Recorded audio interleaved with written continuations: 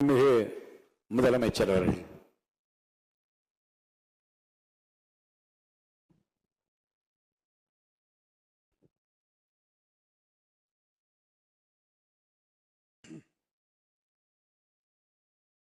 மாண்புமிகு பேரவைத் தலைவர் அவர்களே, மக்களே மக்களுக்காக மக்களால் நடத்தும் ஆட்சி மக்களாட்சி என்றார் அமெரிக்க முன்னாள் குடியரசுத் தலைவர் திரு ஆப்ரஹாம் லிங்கன். இன்றைக்கு அமைந்துள்ள மக்களாட்சி மலர்வதற்கு மக்களிடம் உள்ள பெரும் எதிர்பார்ப்பு, அவர்களுடைய எதிர்பார்ப்புகளை இப்பேரவையின் கவனத்திற்கு கொண்டு வந்து அதனை செயல்படுத்துவதற்கான திட்டங்களை, சட்டங்களை அமல்படுத்த வேண்டிய பொறுப்பு இப்பேரவைக்கு உள்ளது. அதிகமான மக்கள் அதிக நன்மைகளை இந்த ஆட்சி காலத்தில் நன்மை பெற்றுள்ளார்கள் என்கிற வகையில் நம்முடைய செயல்பாடுகள் அமைய வேண்டும். இங்கே அனைவரும் சமம்.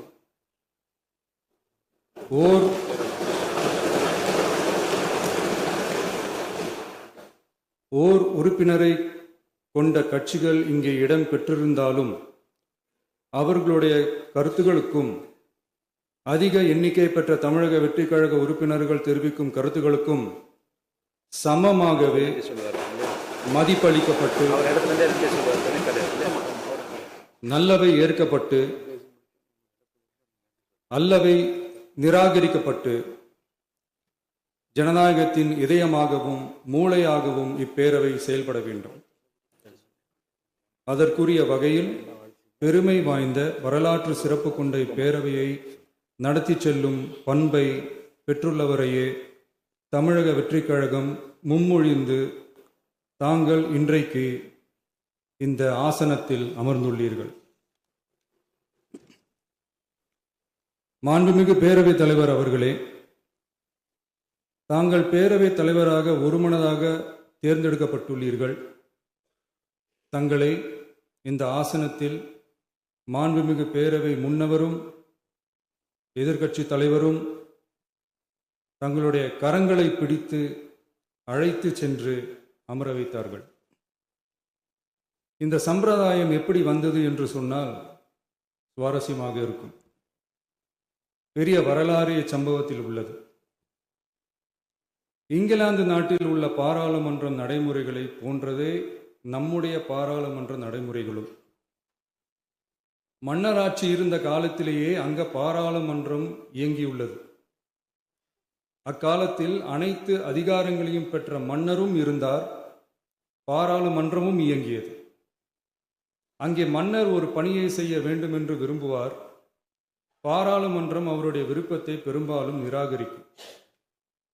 மன்னர் விரும்பிய காரியத்தை பாராளுமன்றம் நிராகரித்து விட்டது என்கிற செய்தியை மன்னருக்கு சொல்ல வேண்டியவர் பாராளுமன்ற தலைவர், ஸ்பீக்கர் என்பார்கள்.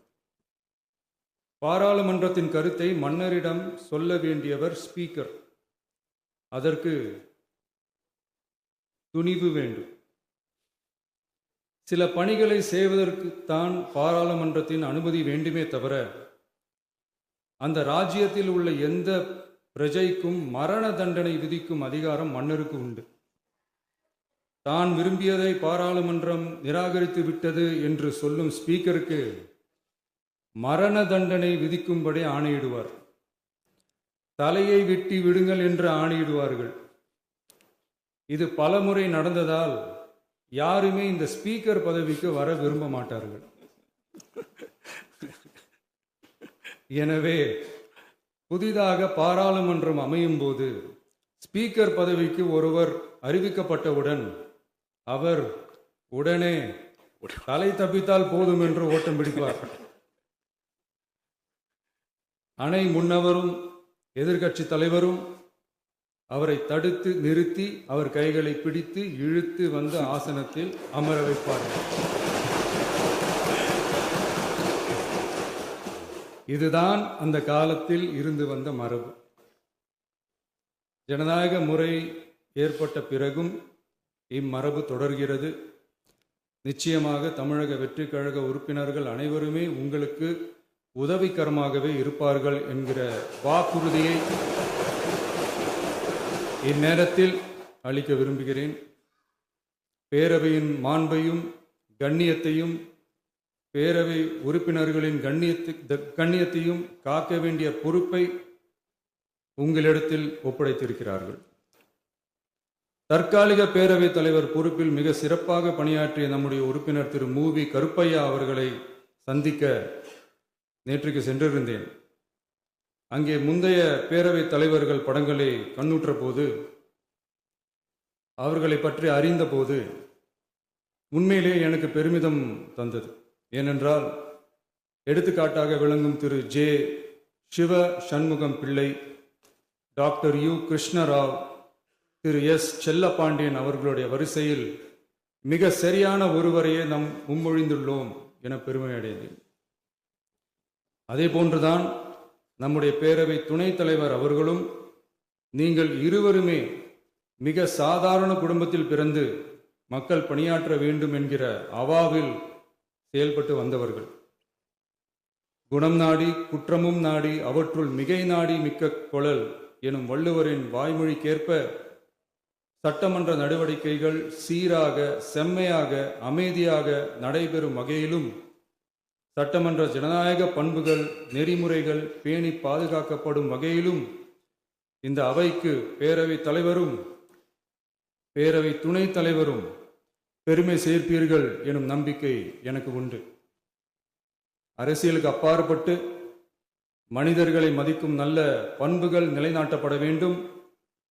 தமிழ் பண்பாடு போற்றப்பட வேண்டும்.